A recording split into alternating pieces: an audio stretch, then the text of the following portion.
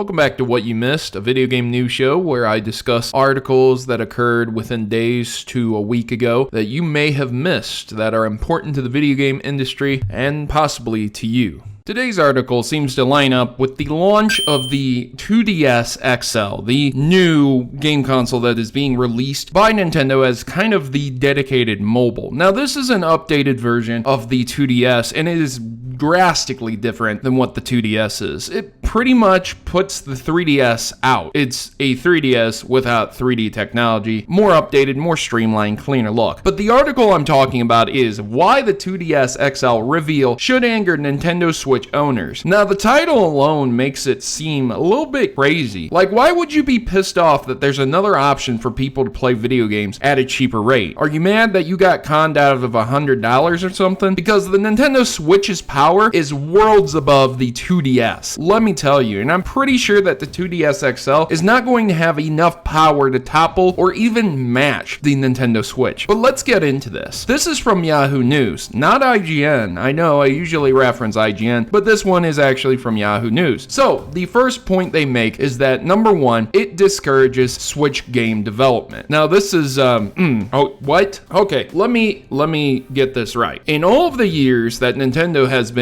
the handheld market king, with the Game Boy and the NES being out at the same time, the Super Nintendo, the Game Boy Pocket being out at the same time, the N64 and the Game Boy Color, somehow, them following the same exact route that they followed for the last 30 years is bad, because it's going to discourage Nintendo Switch game development. Now, I understand where this person is coming from, but I also understand where Nintendo is coming from. You release an updated console with a massive library at your fingertips. Of course, people are going to buy it, and they're going to play that massive library, because now you don't have to develop from scratch. You can use those games, and in a way, just like Game Boy, they're backwards compatible, and I'm pretty sure you'll still be able to play the DS games. I might be completely wrong about that. Don't quote me, but you know, that's a massive library of games you're able to play on updated hardware that looks cleaner, feels cleaner, and doesn't have the 3DS gimmick tacked on. Number two, the 2DS XL is way cheaper than the Switch. Yes, while it might be cheaper at $149.99 as the new launch system, it's not that massively cheaper. It's not way cheaper. You can get yourself a Switch for around $300 with a game, okay? That's not bad. That's 2 times as much as it would cost to buy a 2DS. But you're talking about the home console unit that actually attaches to the TV, where the 2DS is not going to do that. Not only is it not going to look better in any way, shape, or form, I promise you that the 2DS XL is not going to outperform the Switch. That would be ridiculous to even say. So, of course, the Switch is going to cost more. That would be like saying, hey man, you know what's ridiculous? HP releases a $200 laptop, but then they go and release a $400 laptop. This $400 laptop is what I bought, and I wanted to play stuff on it, and now they release a cheaper laptop that does other things differently. Like, it makes no sense, man. If you want a more powerful device, buy the more powerful device. If you don't, you shouldn't have bought the Switch, and you should have just stuck with the 3DS.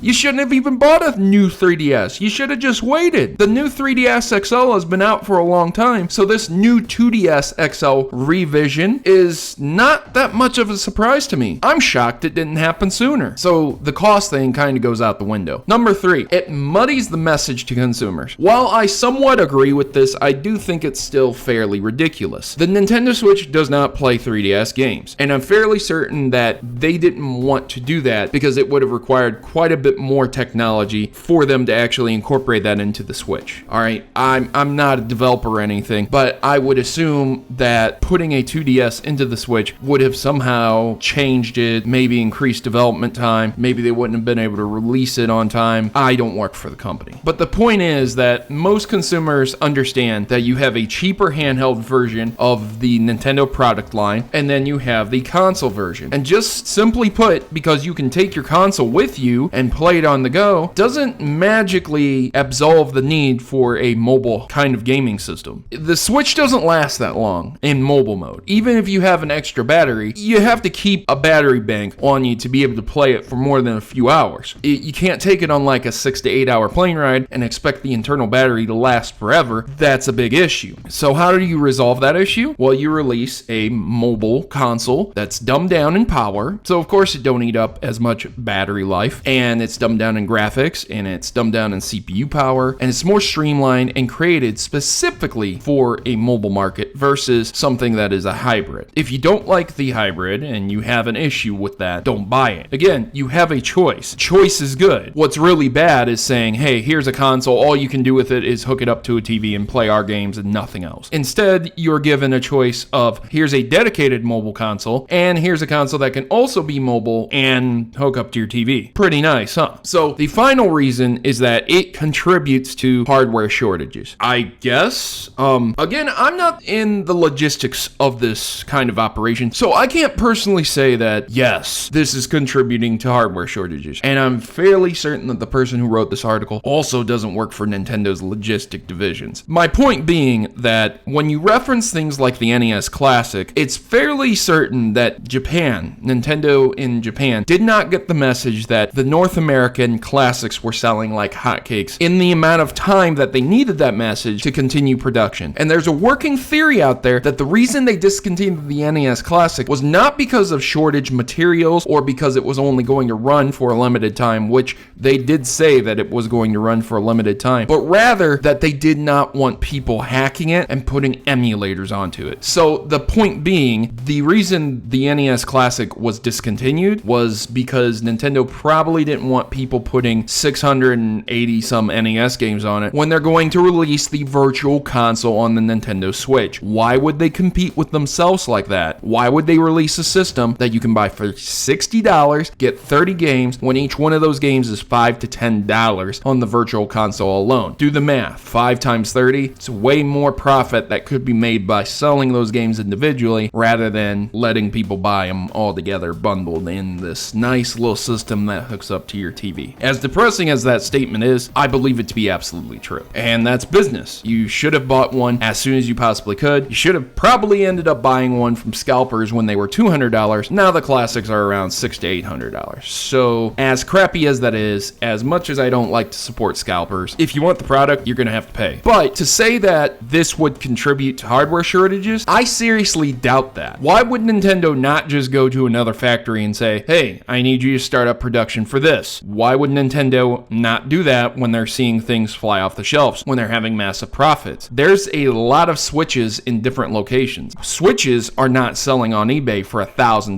Nintendo Classics that have been hacked with tons of games are, because they're completely discontinued. So that's the massive difference there. The Nintendo 2DS XL does release July 28th for $149, and I anticipate that it will be very similar to the 3DS XL without the 3D gimmick and a more updated CPU processor, maybe better DPI and resolutions. It's going to be something that you're going to have to see for yourself with certain video games. Games like Hyrule Warriors might run better on it instead of running choppy at like 20 frames on the regular 2DS. But again, that's to be seen and that's to be determined. So in regards to responding to this article, I think this person assumes quite a lot. I think this individual assumes that Nintendo is some kind of giant, angry, hate-filled corporation that doesn't want people to have video games. And nothing could be further from the truth. The thing about Nintendo is, for me personally, that I've seen over the course of 30 years, is that they have a Japan division, they have a North American division, and they have Europe, and then they have every other country around the world. And Nintendo is very famous. They're massive. They're huge. Everyone knows them. And you have these